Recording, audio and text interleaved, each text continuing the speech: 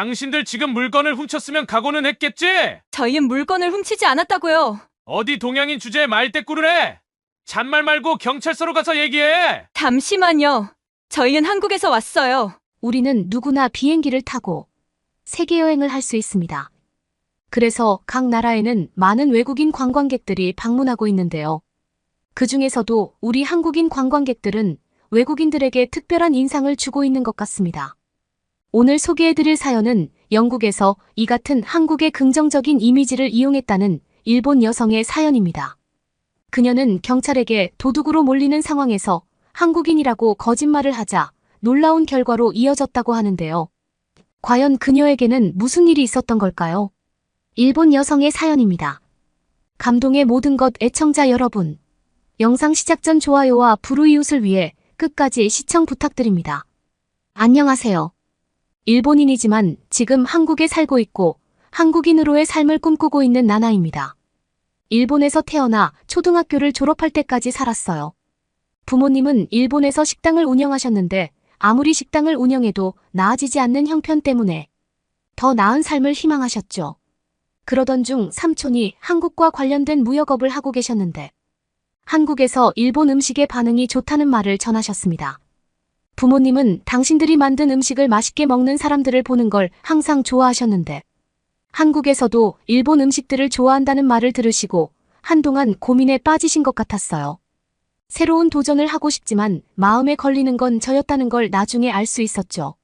초등학교를 졸업한 날 부모님이 저를 앉혀놓고 말씀하시더군요. 한국으로 가게 되었고 한국에서 앞으로 중고등학교를 보내야 한다고 말입니다. 저의 의사를 존중하겠다고 말씀하셨지만 이미 결정된 사안이라는 걸 충분히 알 수 있었어요. 그렇게 저는 중학교 입학을 앞두고 한국 생활을 시작하게 되었습니다. 한국어를 하나도 모르는 상태로 중학교에 입학해서 처음 1년은 정말 힘들었어요. 수업 시간에 선생님이 하는 말은 하나도 알아들을 수 없었고 수업이 끝나면 한국어 학원을 별도로 다니며 한국어를 공부해야 했죠. 그리고 저녁에 집에 들어가면 낮에 들었던 수업을 다시 일본어로 배워야 했어요. 교과 과정도 소홀히 할 수 없었고 한국어를 배우는 게 중요해서 정말 열심히 살았던 1년이라고 자부할 수 있을 정도예요. 평생 살면서 공부에 소질이 있다는 생각은 한 적 없는데요. 이상하게 한국어는 배우는 대로 잘 외워지고 활용도 할 수 있더군요. 1년 동안 하루 4시간 이상 한국어를 공부한 덕분인지 저는 빠르게 한국어를 배울 수 있었습니다. 일본에서는 늘 같은 일상뿐이었고 특별할 게 없었어요. 그런데 한국에 적응해야 한다는 부담감으로 시작한 한국어 공부로 인해 제가 잘할 수 있는 걸 발견한 게 너무 기쁘더군요. 그렇게 중학교 생활을 마치고 나니 제법 한국인이 된 것 같았어요. 성장기 시절에 한국으로 왔기 때문에 한국 문화를 흡수하는 게 정말 빨랐죠. 처음엔 제가 일본인이라서 친구를 사귀는 게 힘들었어요. 하지만 제가 한국어를 조금씩 하기 시작하고 여느 아이들처럼 장난기가 많다는 걸 알자 친구들도 마음의 문을 열어주었고 나중에는 반장도 한번 할 정도로 친구들 사이에서 인기가 많았죠. 오히려 한국 문화를 잘 모를 수 있다는 배려로 기다려주는 친구들 덕분에 하나하나 배워갈 수 있었고 이젠 한국에서 지내는 게 전혀 어색하지 않을 정도랍니다. 또 하나 다행인 건 부모님 식당도 제법 자리를 잡았다는 점이에요. 부모님은 한국이 일본과 가깝지만 외국이라는 걸 잊지 않으셨어요.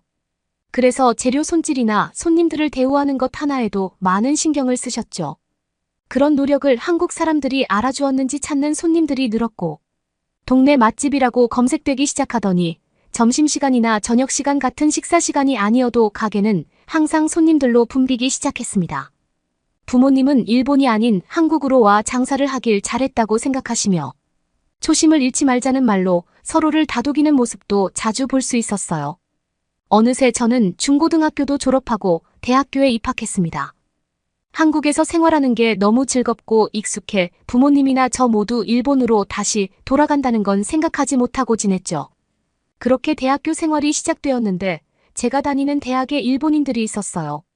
저처럼 학창시절에 한국에 살려고 온 게 아니었고 대학을 한국에서 다니기 위해 일본에서 한국어 공부를 하며 교환학생으로 온 학생들이었죠. 저는 한국에 온 이후 같은 일본인들을 만난 게 정말 오랜만이라 반가움이 먼저 앞섰어요. 중학교 이후엔 한국인 친구들과 추억이 많지만 그 이전 초등학교 졸업까지의 추억을 떠올려 본다면 잊지 못하는 일본의 묘한 그리움 같은 것들도 공존하고 있다는 걸 일본인 친구들을 만나고 알게 되었죠. 일본인 친구들과 만나면 일본에서의 추억을 이야기하는데 시간을 보내기 일쑤였어요. 일본에 살 땐 그곳의 삶이 전부인 줄 알았다며 한국과 비교하고 깔깔대며 웃기 바빴죠. 불편했단 점도 있었고 일본의 발전이 더디다 보니 한국처럼 편의성을 갖추지 못한 부분들도 있었거든요. 그땐 그게 당연하다 생각하고 받아들였는데 한국에서 생활하다 보니 그게 아니었다는 걸 너무나 잘 알게 된 거죠. 옛 추억과 지금의 생활을 비교할 수 있는 친구들이 있으니 함께 있으면 시간 가는 줄 모르고 이야기 삼매경에 빠졌습니다. 그런 이야기를 하다 보니 자연스럽게 영국에 대한 이야기가 나왔어요. 옛날부터 중국과 한국, 일본은 서로 가까운 나라로 비슷한 점이 많다고 알고 있었는데 막상 한국에 살다 보니 아니라는 걸 알았죠. 한국인들은 학구열이 높아서 그런지 아니면 원래 똑똑한 사람들이 많아서인지 모르지만 영어를 잘하는 사람들이 많았어요. 그래서 영국인 같은 외국인들과 교류도 잦고 어울리는 걸 스스럼없이 하더라고요. 그런 부분들은 중고등학교를 거치며 저 혼자 느끼고 있었는데 일본인 친구들을 만나 자연스럽게 이야기를 하다 보니 저만 느끼고 있던 게 아니었어요.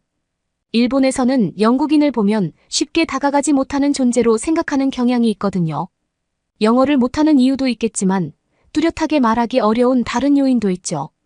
여하튼 이런 이야기는 한 번도 해본 적 없었는데 마음이 맞는 일본인 친구들이 있으니 한국 친구들에게 터놓지 못하는 말들을 할 수 있었습니다. 왠지 한국 친구들은 모든 걸 가지고 있는 것 같아서 말해도 잘 모를 것 같은 그런 느낌이 들거든요. 이건 아마 다른 문화권이라 제가 일본에 살다 한국으로 왔기에 느낄 수 있던 부분인 것 같습니다. 그래서 자연스럽게 일본인 친구들과 함께 영국 여행을 가는 일정을 준비하게 되었죠. 다가오는 겨울방학 때 영국으로 여행을 가기 위해 여름 내내 아르바이트도 함께 할 정도로 영국 여행에 진심이었어요. 저나 친구들이나 부모님에게 모든 비용을 부담하라고 하는 건 터무니없다는 생각이 들었기 때문이죠.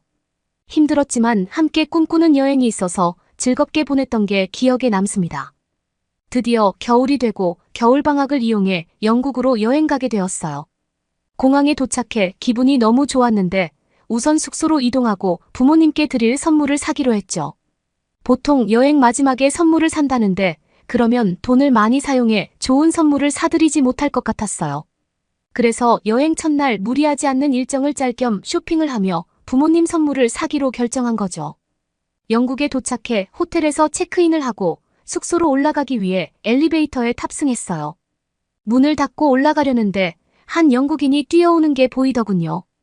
저는 함께 타고 올라갈 생각에 엘리베이터 문을 열어주었고 그 영국인이 들어오더니 감사하다는 인사를 전했어요. 그러더니 저희를 유심히 보고 어느 나라에서 왔냐고 물었죠. 저희는 아무 생각 없이 한국에서 왔다고 말했어요. 국적은 일본이지만 한국에서 지내고 있어서 어디서 왔냐는 말에 자연스럽게 지금 머물고 있는 한국이 떠오르더군요. 그렇게 답변하고 저희 셋도 놀라서 서로 눈빛을 주고받았어요. 거짓말을 한 것도 아니고 사실을 말한 것도 아닌 듯한 느낌이 들었거든요. 한국에서 왔다는 말에 그 영국인이 반가운 표정을 지었어요. 그러더니 자신은 축구를 좋아해 손흥민을 알고 있고 자신의 딸은 방탄소년단을 좋아한다며 웃더군요. 저희는 어색한 웃음을 주고받으며 고맙다고 대답할 뿐 어떻게 대꾸해야 할지 적당한 답변을 찾지 못했죠. 생각지도 못한 호의적인 태도에 앞으로 영국에서 한국인인 척하고 다녀야겠다는 생각이 들 뿐이었습니다. 그리곤 친구들과 이런 말도 주고받았죠. 어느 나라 사람이냐고 묻는 게 아니라 어디서 왔냐고 묻는 거니까. 우리는 한국에서 온 게 맞다고 말이에요. 왠지 모르게 일본이라는 말은 하지 않는 게 좋다는 느낌을 받았습니다. 그렇게 숙소에 짐을 내려놓고 다시 빠르게 외출했어요. 원래 도착한 날은 너무 피곤해서 쉴까 생각도 했지만 여행의 하루하루가 여름 내내 땀을 흘려 모은 아르바이트 비용에서 나왔다고 생각하니 좀 더 알차게 보내고 싶더군요. 그래서 쇼핑몰에 가 쇼핑을 하며 부모님이 좋아하실 것 같은 물건들을 고르기 시작했어요. 제품들은 상당히 깔끔했으며 쇼핑몰 내부는 한산해서 구경하기도 좋았죠. 부모님의 옷을 사드리는 게 좋을까? 아니면 액세서리 같은 소품이 좋을까? 그것도 아니라면 영국은 건강식품이 유명하니까 그걸 사다 드려야 할까? 다양한 대화를 하며 쇼핑몰 곳곳을 돌아다니고 있었습니다. 그렇게 또 다른 가게로 들어가려는데 갑자기 뒤에서 우리를 누군가 부르는 소리가 들리는 것 같았죠. 우리가 맞나 하는 생각으로 멈추고 뒤를 돌아보려 하는데 누군가 우리를 붙잡더군요. 당황한 전 무슨 일이냐고 되물었어요. 상당히 화가 난 듯한 표정으로 저희 가방을 열어보라고 말하더라고요.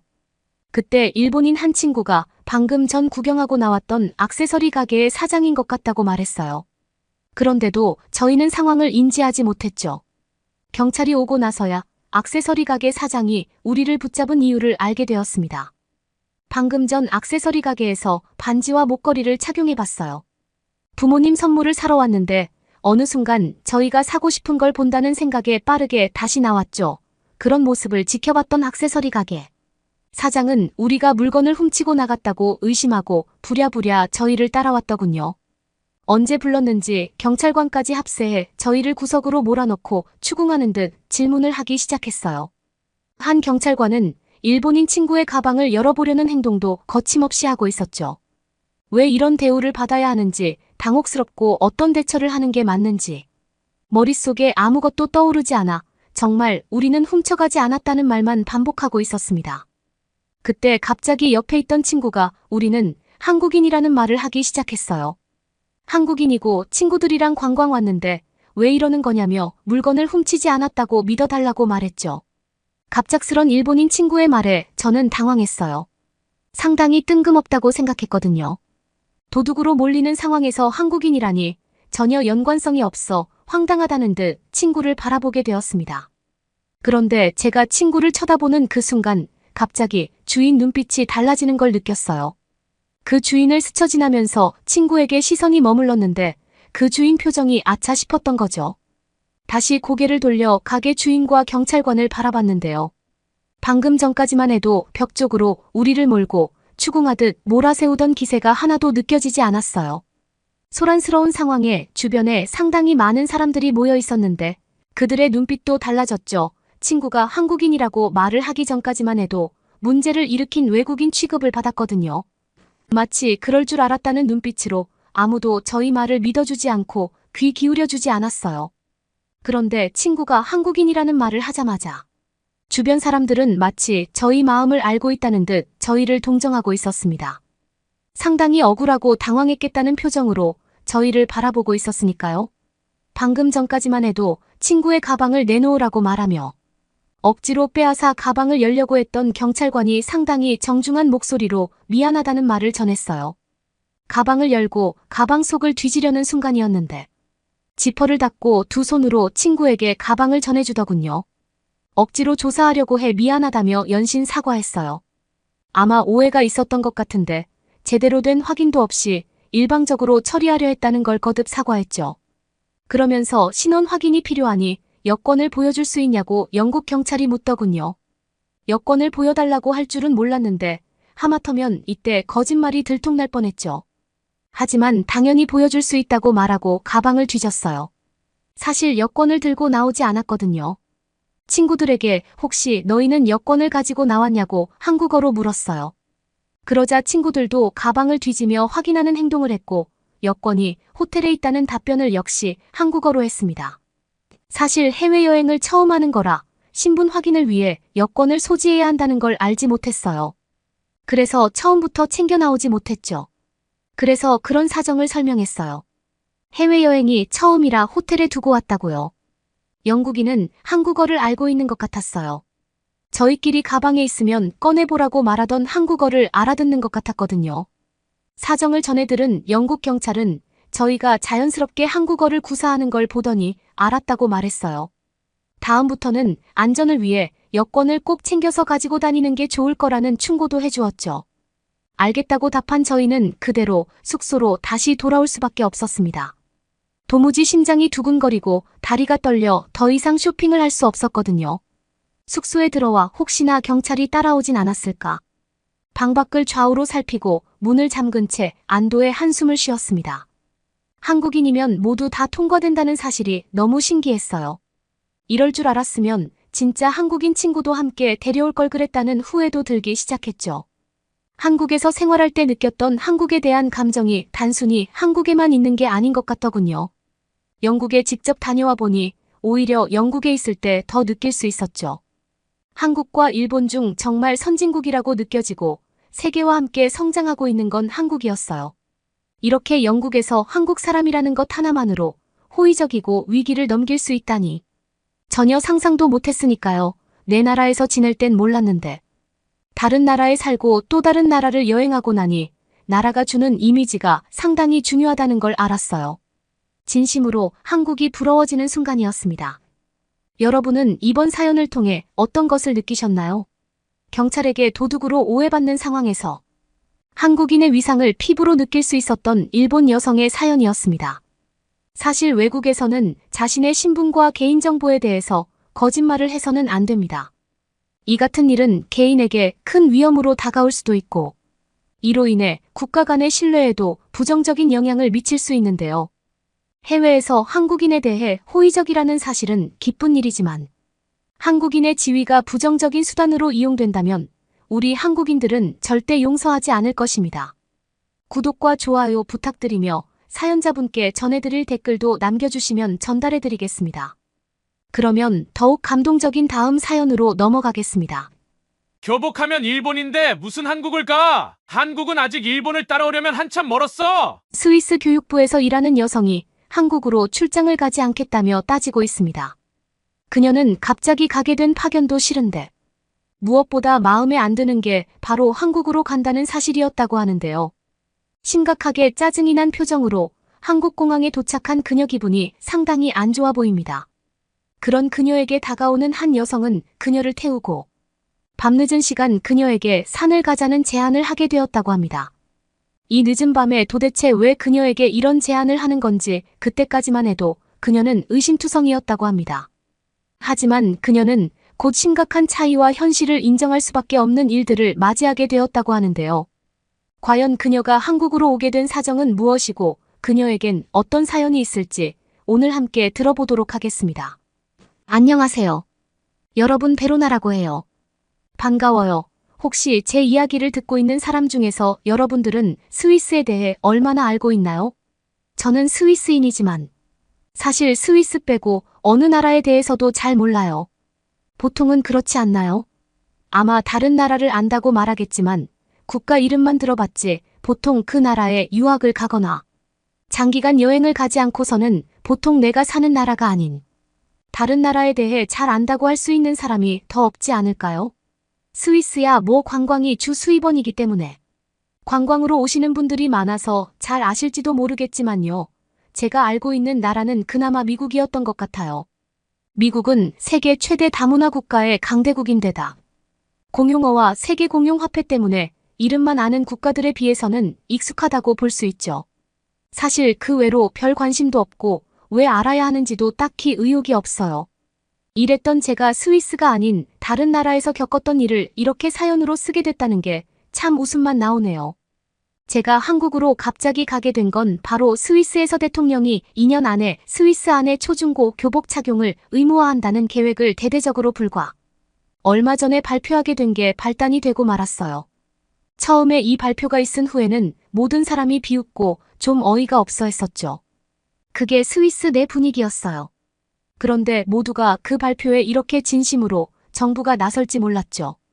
하긴 영부인만 하더라도 고등학교 교사 출신으로 20년이나 라틴어랑 문학을 가르쳤던 확실한 현장 경험을 가지고 있으니 충분히 생각하고 제안을 한 내용인 건 알겠지만 다양한 문제가 떠올랐죠. 왜냐하면 대통령은 시범학교 도입을 선언했는데 제가 그 시범학교를 위한 교복을 준비해야 하는 정책 담당자였거든요.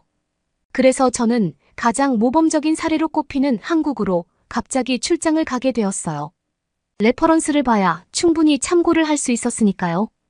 다행히 한국교육부에서 국가 간의 협조를 적극적으로 도와주기로 하셨죠. 한국말을 단 한마디도 못하는 저를 위해 스위스어를 가르치는 선생님 출신으로 현재 교육청에서 근무하고 있는 직원을 통역 담당으로 동행할 수 있도록 약속까지 마치게 되었어요. 모든 것은 아주 순식간에 이루어졌습니다.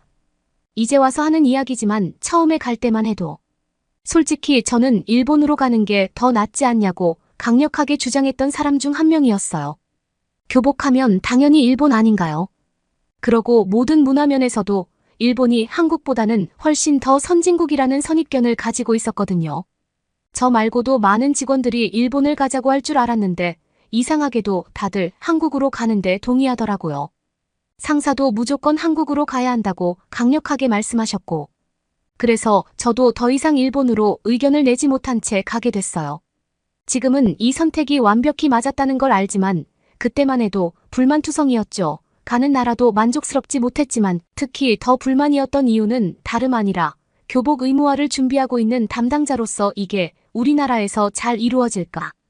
과연 현실성이 있는 문제인가 걱정과 우려가 컸어요. 왜냐면 스위스 사람들 특유의 성격이 있거든요. 스위스 하면 뭐가 생각나세요? 자유롭고 어디로 쉴지 모르는 게 특징이에요. 스위스인들은 대체적으로 정해진 틀이나 간격 안에서만 활동하라고 하는 걸 극도로 못 참는 특성을 가지고 있어요.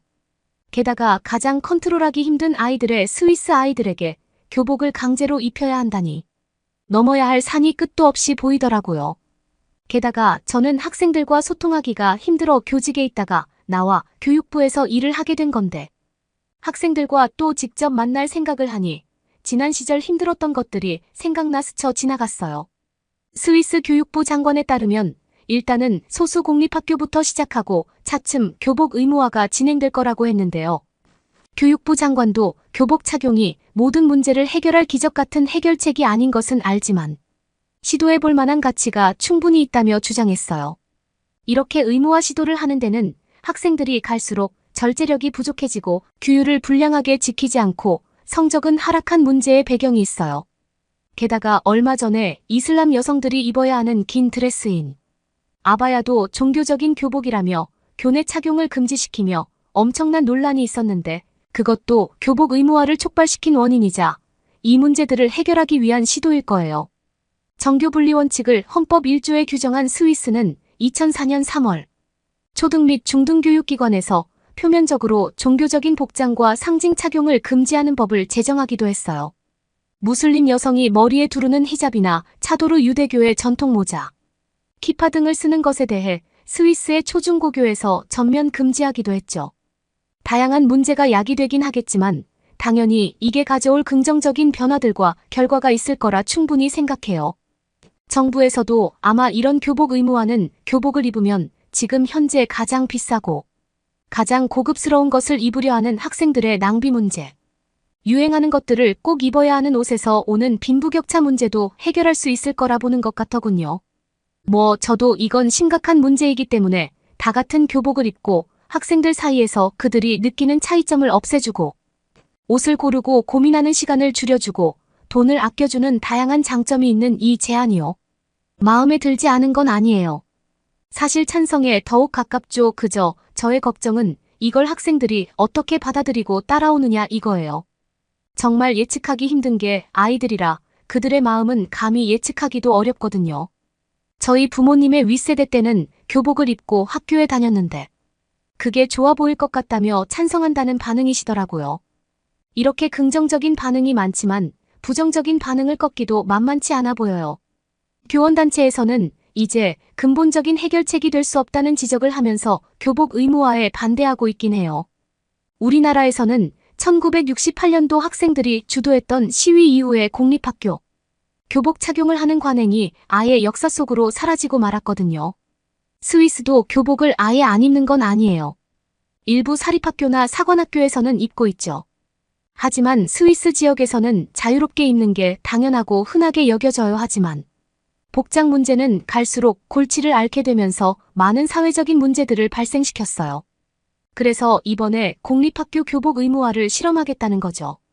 사실 기적적인 해법은 아니지만 시도해볼 가치는 있다고 생각해요. 학생들을 생각해보면 그렇죠. 어찌어찌 돼서 이런 배경으로 전 한국행 비행기를 타게 되었습니다. 상당히 중요한 임무를 가지고서 말이죠. 가기 전에 한국에 대한 정보와 자료를 익히고 갔어요. 그러면서 좀 놀라긴 했죠. 이 정도라고라는 생각을 계속했던 것 같아요. 한국으로 가는 비행시간은 솔직히 생각보다 많이 길었어요. 게다가 제 옆에 앉은 금발의 유럽 가족들이 타고 있었는데 그들 때문에 정말 단 한숨도 자지 못하고 한국에 도착한 터라 정말 너무 많이 피곤한 상태였어요. 그들은 정말 최악의 비행기 탑승객이었어요. 그들의 아이가 소리 지르고 떠들고 우는데도 그들은 전혀 제지하거나 그만하라고 하지 않고 귀엽다며 사진을 찍고 영상 촬영을 하더라고요. 심지어 아이가 비행기 내부를 아주 더럽게 만드는데도 그들은 웃으며 계속해보라고 잘한다는 칭찬을 하는 게 아니겠어요. 아, 정말 짜증났어요. 저는 영어가 유창하기 때문에 그들에게 아이를 좀 조용히 시켜줄 수 없냐고 저뿐 아니라 다른 사람들도 한숨 자지 못하고 힘들어하고 있다고 조심히 부탁도 해봤지만 저에게 인정머리 없는 사람이라는 듯 이야기하더라고요.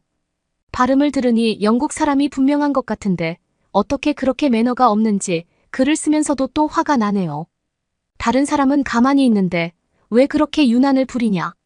그러니 아직도 노처녀인 거 아니냐 하는 경악스러운 말을 하더라고요.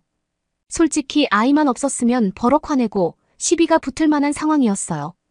이런 상황을 겪었다 보니 당연히 잠은 고사하고 제대로 휴식하지도 못하는 마음을 가진 채 한국으로 도착했습니다. 빠르게 도착하고 싶었어요. 그들과 함께 더는 있고 싶지 않았으니까요. 비행기가 착륙하자마자 빠르게 짐을 챙겨 드디어 그들에게서 벗어나 나갈 수 있었습니다. 온갖 인상은 다 쓰고 한국에 도착했네요. 한국말을 단 한마디도 못하는 저에게 입국 심사는 좀 걱정되는 부분이긴 했어요. 저는 영어로 제 사정에 대해 이야기했고 그러자 한국 직원분께서는 괜찮다며 영어로 유창하게 이야기해 주었고 스위스어가 편하면 뭐든 가능하다고 하더군요. 게다가 굉장히 친절하게 대해주셔서 무사히 입국을 할 수 있었어요. 방금까지 진짜 짜증나는 상황을 겪다가 무언가 차분히 모든 걸 해결해 주는 것 같은 그 기분은 말로 표현할 수가 없네요. 그렇게 저의 첫 한국 입국 심사가 끝나고 문을 열자 교육부에서 미리 말해줬던 직원을 만날 수 있게 되었는데요. 제 이름이 쓰인 팻말을 들고 저를 위해 손을 흔들어주던 귀여운 한국 여성은 다연이라는 직원이었죠. 그녀는 투명한 피부의 귀여운 외모와는 달리 서양인인 저보다 훨씬 더 큰 키로 시선을 압도했는데요. 특히 그녀 볼에 들어가는 보조개는 눈을 뗄 수 없게 했어요. 저도 우리나라에서는 이쁘다고 들이대는 이성들이 많은 편이라 외모에 대한 자신감을 상당히 가지고 있었는데 제 외모는 비교할 것도 못 되더군요. 우선 피부 상태부터 클래스가 달랐으니까요. 심지어 다연은 저보다 5살이나 많았는데 한참 동생이라 해도 믿길 정도의 동안이라 외모로 솔직히 많이 부러웠네요. 제가 도착한 공항은 인천공항 2터미널이라고 하더군요. 더 최근에 생겼다고 다연이 설명해주며 조금 둘러보기로 했죠. 오기 전에 공항에 대해 알아보면서 한국 공항이 전 세계 공항 중에서도 인천국제공항이 최고 수준이라고 말했던 인터뷰 내용을 본 적이 있어요. 그런 곳에 실제로 와보니 제가 영상으로 봤던 것보다 그 이상으로 훨씬 더 좋다는 생각이 들었죠. 정말 장관 그 자체였는데요. 공항 내부를 둘러보자 이용하는 사람들이 언제나 어디든 앉아 쉴 수 있는 휴식 공간은 넘쳐났고 거기엔 항상 핸드폰을 충전할 수 있는 단자는 기본을 설치되어 있다는 사실이 정말 활용성이 넘쳤어요. 그들에게는 무료 와이파이는 너무도 당연한 것들이었죠. 한국의 스마트폰 기술력이야 워낙 유명하니까 그래서 이런 통신 설비에 대한 것들이 최신으로 이루어져 있구나 했는데 삼성과 애플 모두를 충전할 수 있는 각각의 케이블 포트가 있는 것을 보고는 정말 더 놀랐어요. 삼성만이 아니라 정말 이용할 모든 이용객들의 편의를 위한다는 느낌을 받았죠. 조금 더 돌아봐도 되냐고 묻고 저는 공항 곳곳에 놓여있는 모니터를 보자 인천공항 전체 시설을 볼 수 있는 스크린을 바로 찾을 수 있었어요. 모든 언어를 선택해 안내를 살필 수 있었는데요. 아니 이 공항에 1공항 2공항에 거의 균등한 시설이 존재했어요. 병원뿐만 아니라 안마를 하며 쉴 수 있는 시설 우체국 서비스 목욕탕 여성 전용 수면실 샤워실 캡슐 호텔 등 이 모든 것을 공항에서 다 할 수 있다는 것이 믿기지 않을 정도였죠. 저는 천천히 공항을 이용하는 사람들까지 살펴보았는데요. 그 안전함을 확신하던 표정들을 잊을 수가 없네요. 정말 그래 보이긴 했어요. 스위스는 그야말로 절도의 나라라고 할 수 있을 정도로 특히 공항 같은 곳은 절도가 가장 많이 일어나는 곳이라 할 수 있을 정도니까요. 또 한편으로는 짐을 이동해주는 서비스도 사람들이 많이 이용하고 짐을 보관해 주거나 외투를 보관해주는 서비스까지 있더군요. 이건 스위스인에게는 놀라움 그 자체였어요. 솔직히 유럽에서는 이런 서비스가 있다고 해도 이용할 사람이 얼마나 있을까 싶어요. 아쉬운 마음이 들었지만 이만 떠나야 했기 때문에 다연과 함께 공항을 나서게 되었습니다. 아무튼 다연과의 한국 생활이 그렇게 시작되었어요. 스위스어를 거의 스위스인들만큼이나 유창한 그녀 덕분에 한결 마음이 편해졌습니다. 저는 다연과 금방 친해질 수 있었어요. 외모만큼이나 성격까지 호감이더라고요. 그녀는 친절하고 유머러스하면서 능력적으로도 뛰어나 보였죠. 다연과 한국의 대중교통을 타보고 싶었는데 우선은 회사에서 나온 법인 차량을 타고 이동하게 됐어요. 차를 타고 가면서 그래도 이런저런 이야기를 더 프라이빗하게 나눌 수 있는 게 좋았던 것 같아요. 다연이 너무 편하게 해준 덕에 비행기에서 타고 오며 생겼던 일들에 대해서도 줄줄 이야기하면서 넋두리를 하고 말았네요. 그러자 다연은 경악하며 많이 힘들었겠다고 위로해주는데 오래 안 친구처럼 그녀와 있는 시간이 마음이 놓였죠. 한국에서 좋은 직원과 만날 수 있어서 다행이라는 생각이 들었고요. 다연은 운전까지 잘하더라고요. 스위스에서는 운전을 할 일이 거의 없어요. 일반 직장인이라면 대부분 대중교통을 타지 개인차를 운전해 볼 일이 없죠. 주차 환경도 최악인데다 범죄에 노출될 위험도 올라가기 때문에 웬만해서 자가용을 운전해서 다니질 않거든요. 운전하기도 좋은 환경은 아니고요. 그런데 한국은 운전하기에 도로도 훌륭하고 도로도 넓고 깨끗했죠. 게다가 요금을 내는 시스템도 편리하게 되어 있고 중앙차선으로 만들어진 버스 전용 차선은 거의 천재적이라 느껴지더군요. 사람들은 질서 정연하게 교통신호를 지켰고 차도 위로 함께 놓여있는 인도에 걷는 사람들. 모두 파리 사람들 못지않게 멋졌어요. 한국의 건물은 정말 깨끗하고 황홀할 정도로 아름다웠습니다. 스위스는 오래된 곳들이 많은데 반해 한국은 오래된 역사와 현재가 공존하는 듯 근사하더군요. 무엇보다 어딜 봐도 참 깨끗하다는 생각이 들었어요. 창문을 열고 맡은 공기조차 깨끗하고 쾌적했죠. 팬데믹 이후로 전 세계적으로 청결과 건강에 대해 예민함이 최고로 높잖아요. 유럽은 이런 깨끗한 점에 대해서는 솔직히 당당할 순 없어요. 역사를 가진 고풍스러운 나라라는 말로 포장되어 있지만 사실 그 안에 살고 있는 사람이 느낀 실상으로는 주민들이 일상생활을 하기 어려울 정도. 악취가 심한 곳이 대부분이라는 건 인정해야 할 부분이니까요. 스위스는 와본 분들은 느껴보셨을 수도 있지만 그 특유의 곰팡이와 섞인 어떤 냄새가 나잖아요. 그래서 간혹 그런 곳에서 일을 하는 사람들은 옷에 냄새가 배일 정도라고 하더군요. 주요한 시설 역사 비싼 숙소 등도 화장실도 잘 갖춰지지 않은 그런 시설일 때가 많아요. 스위스인들에게 불쾌한 냄새는 어쩌면 생활로 자리 잡아 있어요. 저도 그런 것들이 당연하다고만 여기며 살아왔는데 한국을 가본 후 다시 돌아와 보니 얼마나 불편하고 지저분하게 느껴지는지 모르겠어요. 한국과 비교돼 죽겠어요. 거리를 걸으면서도 특히나 느껴요. 대중교통을 탈 때도 느끼죠. 아시겠지만 스위스는 관광객이 많은데요. 그래서 그들이 버리고 가는 쓰레기와 인파로 거리 곳곳이 말도 안 되게 더럽습니다. 관리 자체가 안 되는 상황이죠. 아까 한국에 입국을 하면서도 봤는데 한국에 입국하는 사람들도 상당히 많아 보이던데 어떻게 이렇게 어딜 가나 깨끗한 환경을 유지할 수 있는지 놀라울 따름이었어요. 스위스와 한국은 청결함과 쾌적함에서 가장 큰 차이를 느끼게 되더라고요. 그뿐 아니라 스위스는 최근에 오랜 기간 골머리를 앓았던 빈대 문제가 더 심해지면서 난리가 났었죠. 저는 그래서 다연에게 여기도 빈대 문제가 있는지 물었더니 엄청 놀라더라고요. 최근에 계속 문제가 되고 있어 걱정되고 있다면서요. 유럽은 이미 수년 전부터 문제가 되고 있는 건데 말이죠. 한국에 문제가 생기고 있는 것도 유럽에서 온 사람들에게 온 거라는 걸 듣는데 왠지 미안하고 부끄러워지더라고요. 스위스인 저로서 빈대로 생기는 문제는 이젠 별 특별한 일도 아니거든요. 엄청 흔한 문제라 뉴스거리도 되지 않을 정도인데 한국에서는 빈대가 조금만 출몰해도 난리가 나는 거 보니 빈도수가 얼마나 적은지 알겠더라고요. 다연 덕분에 멋진 드라이브를 하고 있었는데 슬슬 배고프더라고요. 비행기가 착륙할 때만 해도 오후쯤이었던 것 같은데 공항을 탐색하고 구경하다 보니 시간이 벌써 많이 지나 있었죠. 공항에서 나와 차를 탈 때 이미 해가 뉘엿뉘엿 지고 있더니 서울에 왔을 땐 완벽하게 저녁이 되고 말았어요. 스위스에서도 이 시간에 돌아다니긴 하지만 낯선 나라에서 밤에 돌아다니자니 덜컥 겁이 나더라고요. 여자 둘이니까 더 겁이 났죠.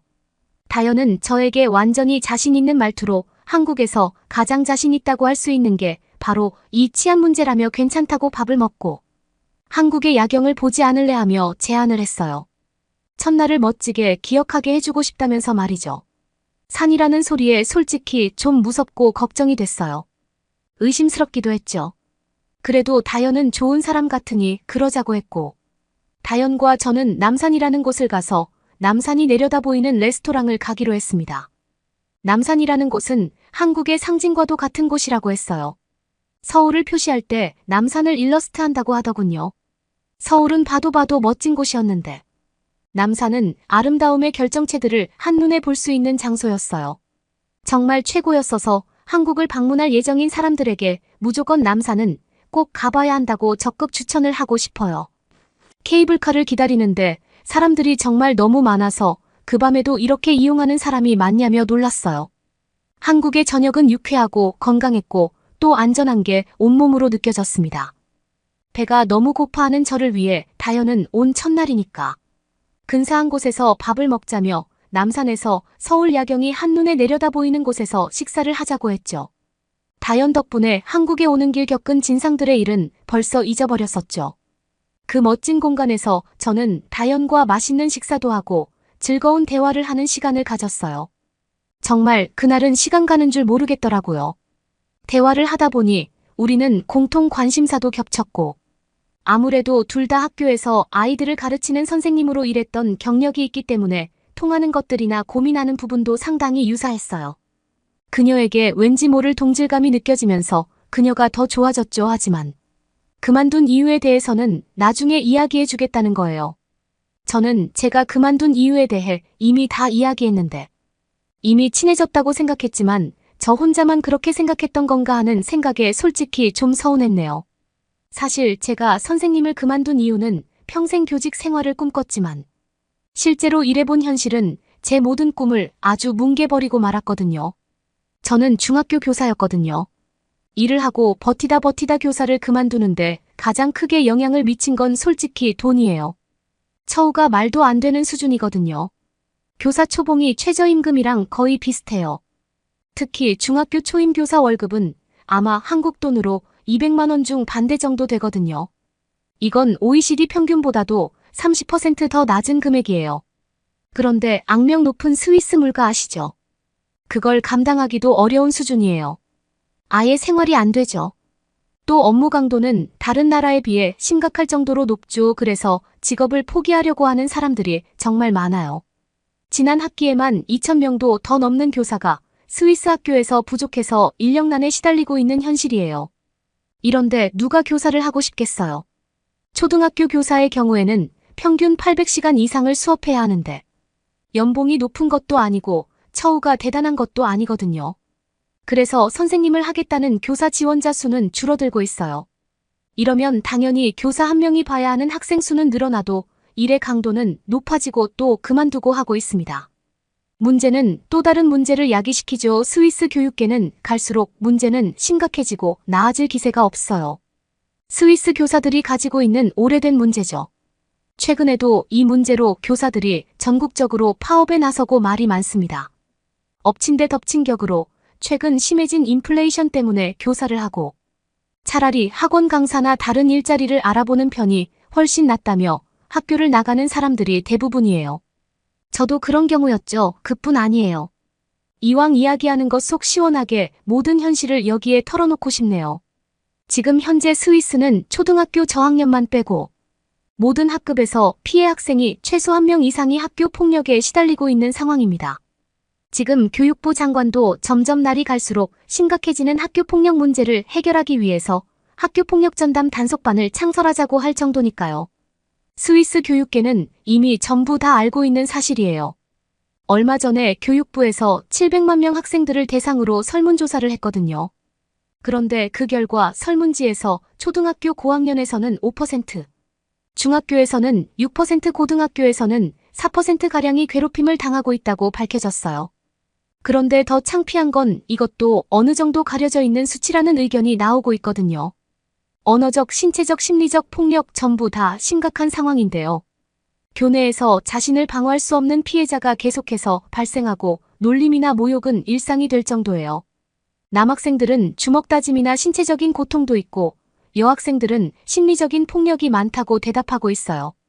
학생들이 말하기를 학교에 가는 것이나 놀이터에 가는 것 자체가 두렵다고 응답했죠. 더 심각한 건 학교에 친구가 하나도 없다는 대답도 비일비재했어요. 그래서 사실 교복 의무화가 우선이 되는 게 맞냐는 말도 있어요. 학교 폭력은 더 나아가서 교사들에게도 번지고 있어서 교사가 설 자리도 위태롭게 만들고 있거든요. 학교는 안전하고 신뢰할 수 있는 장소여야 하는데 많이 착잡한 심정이에요. 교육부에서는 학교 폭력 사태가 벌어졌을 때 중재 역할을 맡는 보건교사에게 보너스를 제공한다고도 하긴 하지만 요즘 학생들 아시죠? 정말 무서워요. 그래서 겨우 100여만 원이 되는 돈에 자신의 안전을 걸 수 있는 교사들이 얼마나 있을지도 예상이 안 되는 게 지금 스위스 상황입니다. 저랑 친한 동료도 이번에 학교 폭력 단속반 100명을 뽑아서 차출되어 그 팀으로 가게 됐는데 걱정이 이만저만이 아니더라고요. 어떻게 해야 할지 모르겠다며 다들 머리를 쥐어짜고 있어요. 이런 실태를 다현도 잘 알고 있었어요. 그러면서 전 세계적으로 공교육의 질서가 무너지고 교사들이 설 자리가 없어지는 것에 대해 깊이 토론을 나누며 우리는 깊은 대화를 나눌 수 있었죠. 그녀와 이야기를 하면서 중학교에서 아이들을 가르칠 때가 저절로 생각나더라고요. 그래도 좋을 때도 참 많았는데 말이죠. 안타까운 마음이 크네요. 우리는 식사를 다 마치고 배가 너무 불러 좀 걷기로 했는데요. 그 밤에도 남산은 사람들로 넘치더라고요. 신기했던 건 외국인이 정말 많았기 때문이에요. 스위스가 가장 외국 관광객이 많을 거라고 생각했는데 그건 모두 다 착각이었고 우물 안개구리였다는 사실을 깨닫고 말았죠. 우연히 걷다가 아주 옛되어 보이는 스위스 학생을 만나게 되었어요. 저는 반가운 마음에 여기 무슨 일로 왔냐고 물었더니 여행을 왔다고 하더라고요.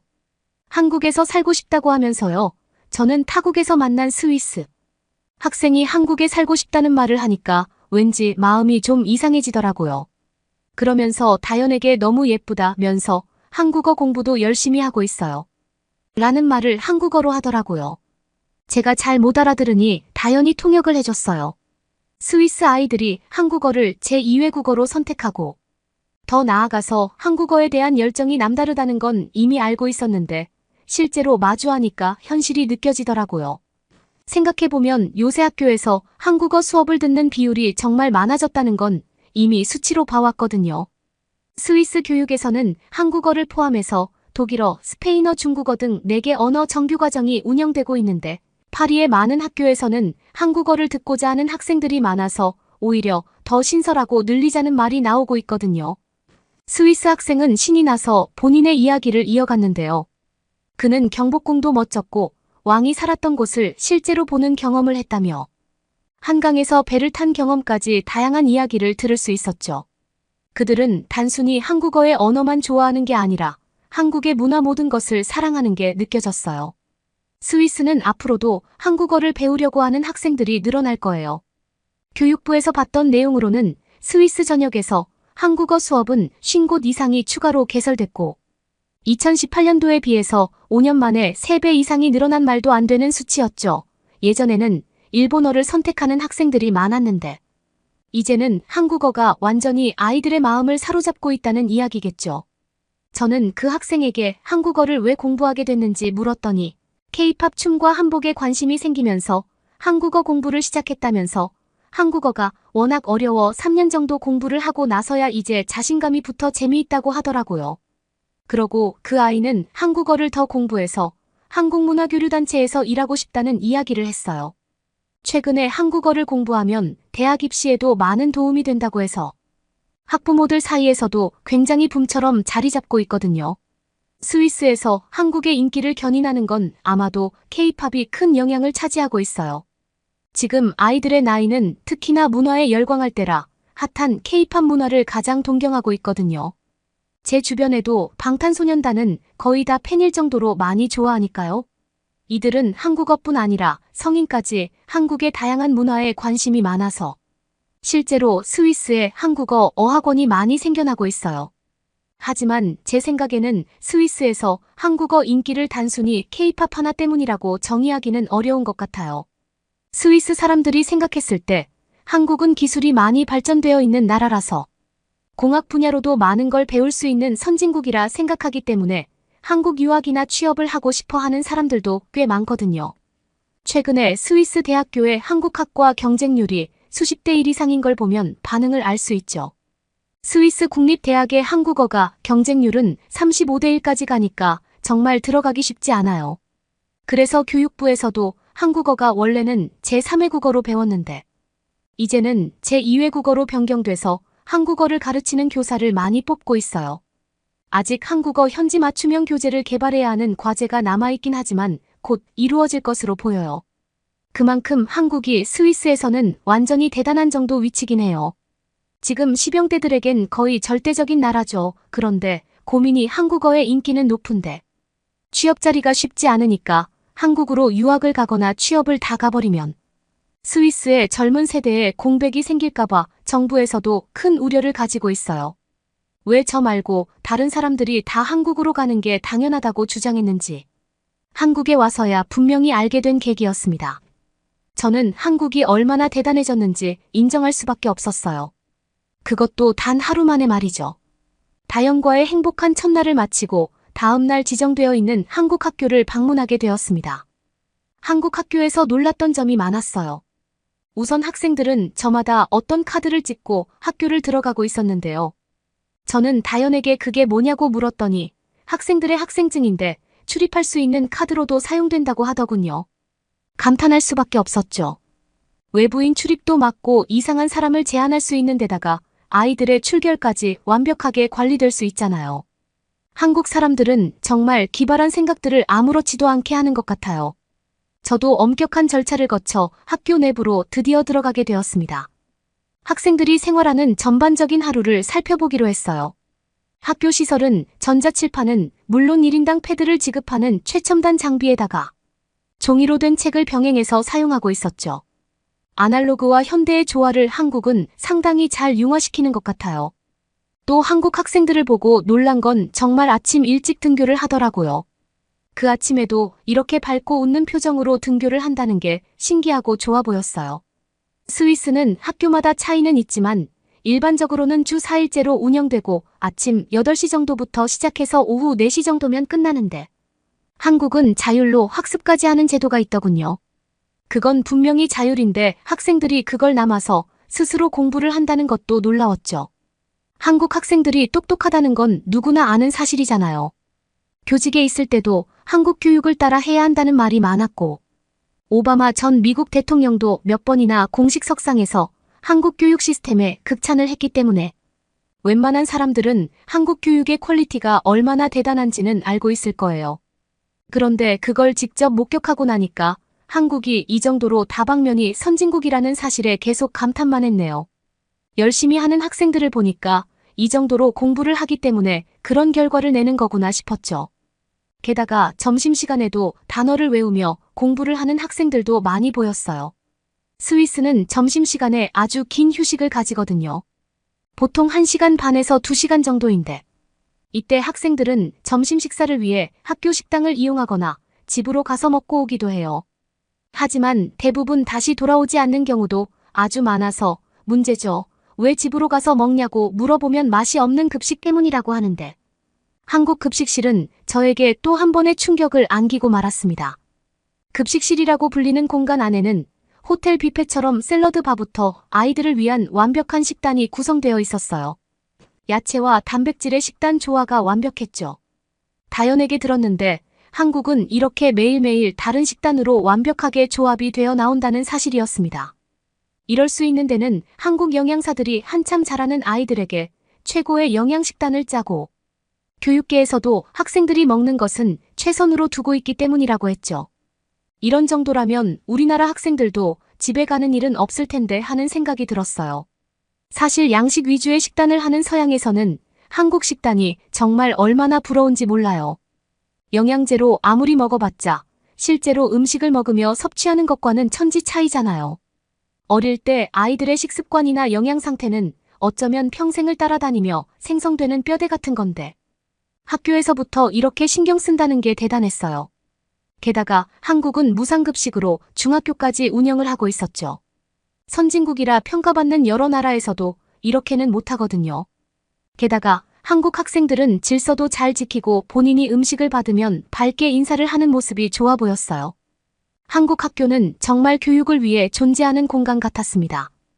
아이들과 교사들을 위해 완벽하게 맞춰진 최고의 공간이었죠. 저는 둘러보며 한국 학생들의 교복을 유심히 살펴보게 되었는데요. 신기한 점이 있었습니다. 한국의 교복을 살펴보며 정말 실질적이고 편의성을 가졌다는 걸 알게 되었어요. 한국은 대부분 중학교와 고등학교에서 교복 착용을 의무화되어 입어야 한다고 했는데 명찰로 학년을 나누거나 하는 건 정말 생소하고 좋은 것 같았어요. 한국 교복 스타일은 정제되어 있지 않았어요. 학생들의 의견을 반영해 교복의 디자인을 생활복까지 넓혀 편안함을 최대치로 올려 개선했다고 했죠. 교복이 학생들을 위하고 있다는 점에서 큰 감명을 받았죠. 저는 짧았던 한국에서의 며칠 동안의 출장을 마치면서 중학교, 고등학교를 돌았습니다. 그러면서 정말 많은 것들을 배우고 깨우쳤어요. 교복을 필수로 입는 나라들은 전 세계도 많아요. 일본은 초등학교부터 고등학교까지 대부분의 학교에서 교복을 착용하는데 일본 또한 교육계 문제가 심각합니다. 학생들의 일탈 문제나 교사 문제도 스위스보다 심각하면 심각했지 더 나은 상황은 아니라고 해요. 영국도 모 공립이나 사립학교에서 교복 착용을 하긴 하지만 한국과 전혀 다른 분위기죠. 그중에서 한국으로 온 건 정말 최고의 선택이었다고 생각이 든 출장이었습니다. 스위스의 자유로움은 아이들에게 도움이 된다기보다 아직 옳고 그름의 판단이 생겨야 하는 아이들에게 자율과 올바른 규칙을 주는 한국 교육이 훨씬 더 효과적이라는 생각이 들었어요. 다시 스위스로 돌아가 내용을 보고하고 학생들의 의견을 반영하는 나라이며 학생들이 자발적으로 학교에 있고 싶게끔 하는 공간을 만드는 놀라운 곳이라는 내용을 보고하게 됐어요. 그러고 한국에서 본 많은 교복 예시들을 보여줬는데요. 제 보고서는 큰 호응을 얻었습니다. 특히나 우리가 가장 긍정적으로 보고 있는 건 K-팝이랑 한류 콘텐츠를 본 사람들이 한국의 교복을 꼭 입어보고 싶어 할 만큼 좋아한다는 거였어요. 그리고 아이돌 그룹에서도 교복을 착용한 적이 있었기 때문에 학생들에게 문화적으로나 안정적으로 긍정적인 반응을 이끌어낼 수 있을 것 같아요. 이젠 한국이 하면 그게 아이들의 유행이 되니까요. 한국을 생각하면 여전히 마음이 벅차올라요. 그러고 다시 교직에 가고 싶은 마음을 들게 해요. 왜냐면 제가 떠나는 날 다연이 그만둔 이유에 대해 말해주었는데 그 말이 너무 인상적이었거든요. 다연은 아이들과 졸업을 하고 헤어지는 순간들이 너무 아쉽고 서운해서 그 마음을 견디기 힘들어 그만두게 됐다고 말하더군요. 돈 때문에 그만둔 제가 순간 너무 작아지는 기분이 들었어요. 분명 학생들을 가르치는 좋은 교사가 되고 싶었는데 한국에서 행복하고 밝게 웃는 학생들 사이에 있다. 오고 나니까 확실히 아이들이 있는 교실이 그리워지네요. 우리나라도 한국처럼 점차 변할 수 있겠죠. 저도 다음번에는 꼭 한국의 부산을 여행해보고 싶네요. 그때는 저도 한국어를 웬만큼 사용하는 사람이 되고 싶어서 학원도 끊었거든요.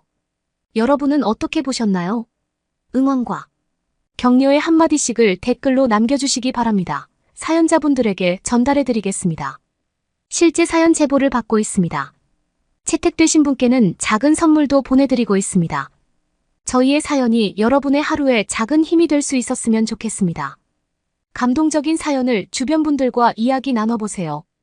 더욱더 좋은 영상으로 다시 찾아뵙겠습니다.